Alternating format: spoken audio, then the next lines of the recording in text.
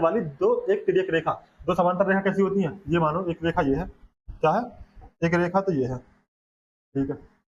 ओहो, एक रेखा तो ये है, ठीक, दूसरी रेखा ये है, ये कैसी, दोनों दोनों समांतर रेखा है, कैसी है, समांतर रेखा है, एक तिर्यक रेखा है ना ये रही, ठीक है। एक ही और स्थित बांधे बाह्य कोणों का अनुपात, एक ही और स्थित है, यानी ये अगर इस साइड में है, तो ये भी इस साइड में है। दोनों बाह्य कोणों का अनुपात 7:5 है, ठीक है। तो दोनों कोणों में बड़े कोण और छोटे कोण से कितना बड़ा है, बड़ा कोण छोटे कोण से कितना बड़ा है, ये हमसे पूछा।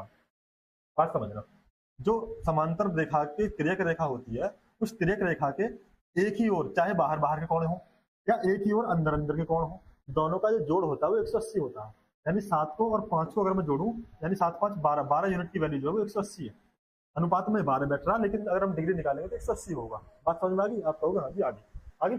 हमसे कितना पूछा, हमसे पूछा कितना बड़ा है, तो ये बताओ 5 से कितना बड़ा 7, आप कहोगे 2 बड़ा है जी, तो 2 की वैल्यू निकाल लो।